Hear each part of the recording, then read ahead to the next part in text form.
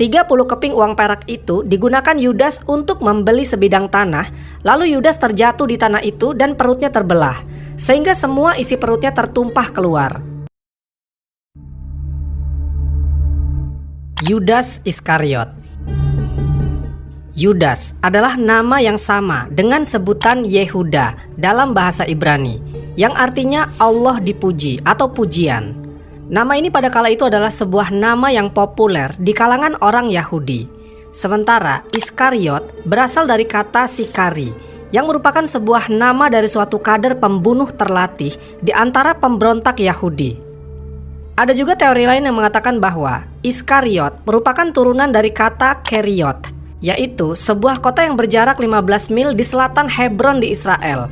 Kata Ibrani Iskariot yang memiliki arti yaitu orang desa Keriot. Yudas adalah satu dari 12 murid Yesus atau Nabi Isa alaihissalam. Ke-12 murid Nabi Isa atau Hawariyun ini mereka bernama Andreas, Barnabas, Bartolomeus, Matius, Filipus, Simon Petrus, Tadeus, Yahya bin Zabdi, Yakub bin Zabdi, Yakub bin Alpius, Yahuda, dan Yudas Iskariot. Para Hawariyun ini termasuk Yudas Iskariot di dalamnya menjadi orang-orang yang membantu Nabi Isa alaihissalam setelah menerima wahyu. Dalam beberapa kitab dan kisah disebutkan bahwa Nabi Isa alaihissalam menerima wahyu pada usia 30 tahun. Dalam tafsir Ibnu Katsir, kaum Hawariyun dalam suatu pendapat dijelaskan jika mereka adalah merupakan orang-orang yang bertubuh pendek. Menurut pendapat yang lainnya, mereka dinamakan Hawariyun karena pakaian yang selalu mereka kenakan berwarna putih. Sedangkan menurut pendapat yang lainnya menyebutkan bahwa mereka adalah para pemburu. Dalam Al-Quran, Allah Subhanahu wa Ta'ala berfirman, "Maka ketika Isa merasakan keingkaran mereka, Bani Israel, dia berkata, 'Siapakah yang akan menjadi penolong untuk menegakkan agama Allah?' Para Hawariyun, sahabat setianya menjawab, 'Kami penolong agama Allah. Kami beriman kepada Allah dan saksikanlah bahwa kami adalah orang-orang Muslim.'" Al-Quran Surat Ali Imran ayat ke-52. Dalam pandangan umat Nasrani, Yudas Iskariot menjabat sebagai bendahara, orang yang bertugas memegang keuangan. Namun dikisahkan bahwa Yudas sering mengambil keuntungan pribadi dari posisinya tersebut. Dia dikatakan sering mencuri uang kas atau korupsi, dan Yudas juga termasuk orang yang pandai dalam bersilat lidah. Intinya sosok Yudas menurut pandangan kaum Nasrani digambarkan sebagai pengkhianat. Kesalahan terbesar yang pernah dilakukan Yudas adalah dia pernah menjual Yesus seharga 30 keping uang perak. Menurut beberapa ahli sejarah, kemungkinan koin perak itu adalah jenis koin tetradrachm. Koin jenis ini umum digunakan di zaman Yesus masih hidup karena dibuat antara tahun 14 sampai 15 Masehi. Nah, jika 30 keping perak tetradrachm dikonversikan dengan nilai tukar uang saat ini sama dengan senilai 1.920 sen atau sekitar 19,2 dolar. Jika dirupiahkan akan menjadi sekitar 313.000. Jadi, Yudas terlena dengan bujuk rayu imam Yahudi yang sedang mencari-cari keberadaan gurunya Yudas, yaitu Yesus Kristus atau Nabi Isa alaihissalam. Akhirnya, Yudas pun menerima uang 30 keping perak tersebut dan memberitahukan keberadaan Yesus kepada para imam. Orang yang menyerahkan dia telah memberitahukan tanda ini kepada mereka. Orang yang akan kucium, itulah dia. Tangkaplah dia dan bawalah dia dengan selamat.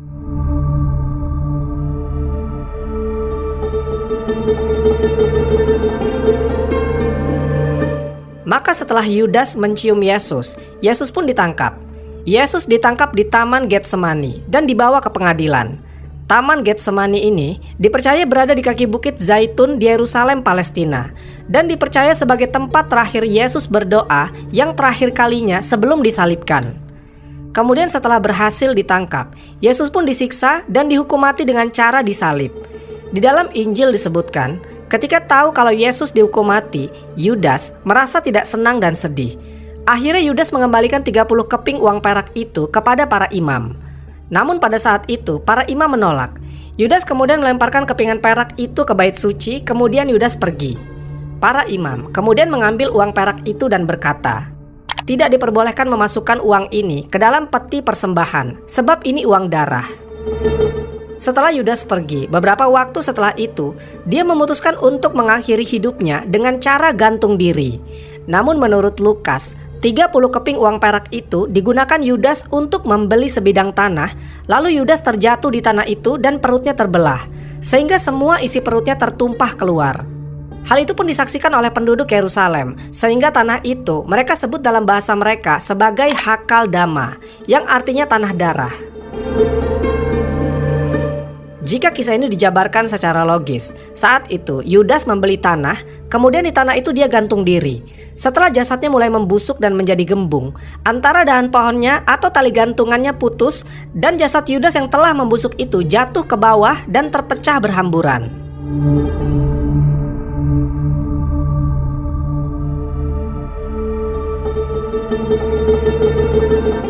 Jika bicara tentang sosok Yudas Iskariot dalam sudut pandang Islam, maka kisah yang akan diangkat adalah tentang peristiwa penyalipan. Setiap muslim percaya bahwa Nabi Isa alaihissalam atau Yesus tidak wafat di salib. Namun bagi menurut pandangan kaum Nasrani, Yesus mati di tiang salib yang bertujuan untuk pengampunan dosa manusia. Bagi pandangan umat Islam, Nabi Isa alaihissalam sangat mustahil terbunuh atau tersalib. Sebab Allah Subhanahu wa Ta'ala melindungi semua Rasul Ulul Azmi. Allah Subhanahu wa Ta'ala telah menyelamatkan Nuh dari tenggelam, Nabi Ibrahim alaihissalam dari panasnya api, Musa dari Fir'aun, Nabi Muhammad SAW dari makar kaum musyrikin, dan pasti juga Nabi Isa alaihissalam dari kaum Yahudi. Sesungguhnya mereka telah berselisih pendapat tentang pembunuhan Isa, selalu dalam keraguan-raguan tentang yang dibunuh itu. Mereka benar-benar tidak tahu siapa sebenarnya yang dibunuh itu, melainkan mengikuti prasangka belaka. Jadi mereka tidak yakin telah membunuhnya. Al-Quran Surat An-Nisa ayat ke-157. Berbeda dengan Islam dan Kristen, konsep akidah Ahmadiyah tentang Nabi Isa alaihissalam mengoplos keyakinan Islam dan Kristen. Mereka meyakini bahwa Nabi Isa benar-benar disalib, tapi tidak sampai mati, melainkan hanya pingsan saja. Kemudian setelah siuman, beliau melarikan diri ke kampung Ahmadiyah di Kashmir dan meninggal di sana. Ini tentu merupakan pandangan yang cukup aneh dari seorang pendiri agama Ahmadiyah ini yang bernama Mirza Ghulam Ahmad. Dan pada saat itu mengaku bahwa Mirza ini adalah seorang nabi. Iya tentu, pasti nabi palsu.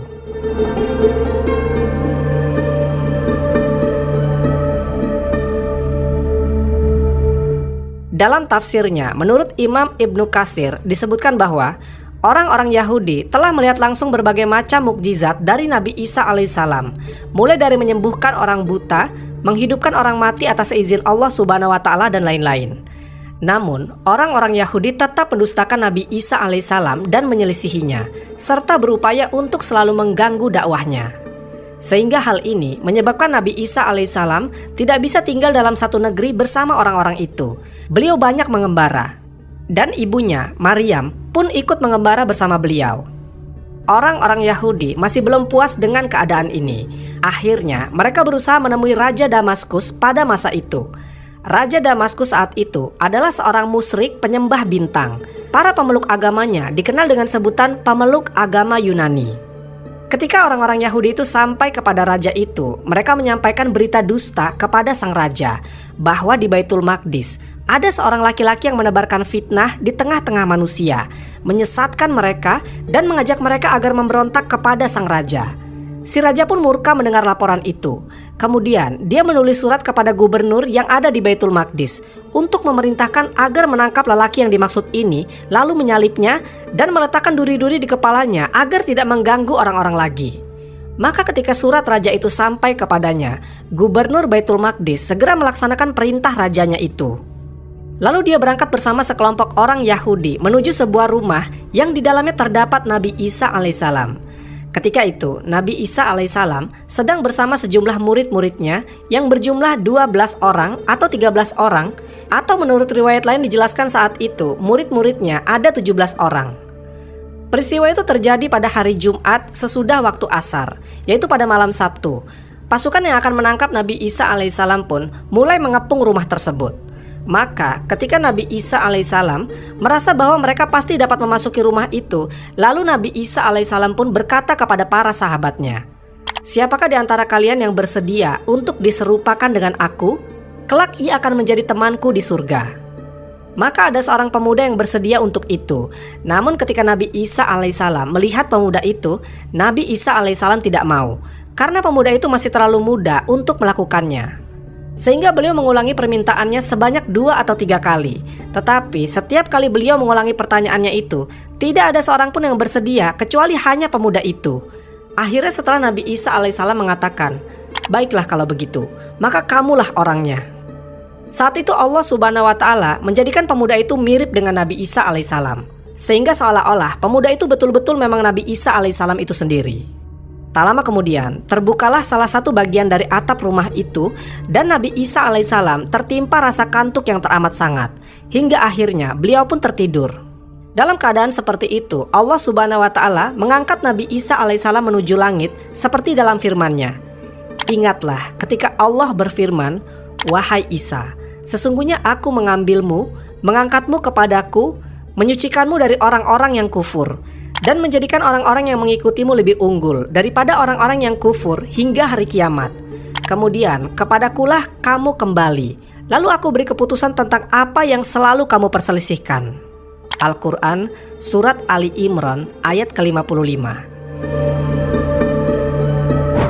Setelah Nabi Isa alaihissalam diangkat ke langit, para murid atau sahabatnya ini keluar. Ketika mereka atau orang-orang yang hendak menangkap Nabi Isa alaihissalam melihat pemuda yang mirip dengan Nabi Isa itu, mereka menyangka ia adalah Nabi Isa alaihissalam. Pada malam itu juga mereka menangkapnya dan menyalibnya, serta meletakkan duri-duri di kepalanya. Orang-orang Yahudi menampakkan bahwa merekalah yang telah berhasil menyalib Nabi Isa alaihissalam. Mereka merasa bangga dengan hal ini. Ternyata beberapa kalangan dari orang-orang Nasrani juga mempercayai hal tersebut, bahwa Nabi Isa alaihissalam telah disalib. Itu semua karena kebodohan dan pendeknya akal mereka. Kecuali mereka yang ada di dalam rumah tersebut bersama Nabi Isa alaihissalam. Mereka tidak mempercayainya karena menyaksikan sendiri bahwa Nabi Isa alaihissalam diangkat ke langit. Adapun selain mereka, semuanya menyangka bahwa yang disangka oleh orang-orang Yahudi bahwasanya orang yang disalib itu adalah Isa al-Masih, putra dari Maryam. Hingga akhirnya mereka pun menyebutkan sebuah mitos bahwa ibunda Maryam duduk di bawah orang yang disalib itu dan menangisinya. Disebutkan pula bahwa Nabi Isa alaihissalam yang mereka sangka disalib itu bisa berbicara dengan ibundanya waktu itu. Wallahu alam.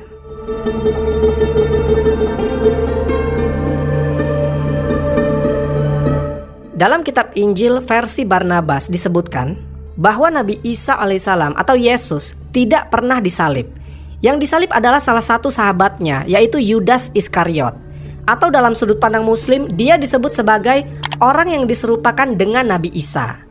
Injil Barnabas ini secara penuh pernah kita bahas di video beberapa waktu lalu, yang pada intinya Injil Barnabas ini mengajarkan tentang tauhid, Tuhan yang satu, yang secara view lebih mendekati Islam dibandingkan Kristen. Namun sayangnya, Injil ini tidak direstui dan tidak diresmikan oleh Vatikan, sebagaimana 4 Injil kanonik, yaitu Injil Matius, Markus, Lukas, dan Yohanes. Sejalan dengan sejarah yang dicatat oleh Islam, Injil Barnabas itu menyatakan bahwa Yesus langsung diangkat ke langit, artinya diangkat bersama tubuh fisiknya juga. Sementara Yudas dengan iradah Allah subhanahu wa ta'ala disamarkan hingga menyerupai Isa atau Yesus, dan disalibkan dalam prosesi sebagaimana yang diyakini selama ini.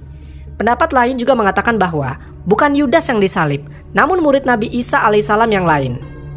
Meskipun begitu, pada intinya Yesus atau Nabi Isa dalam sudut pandang Islam tidak pernah disalib. Selain tafsir dari Ibnu Katsir, ada pula riwayat-riwayat lain yang mengatakan bahwa sebenarnya Yudas Iskariot adalah Dajjal yang menyamar.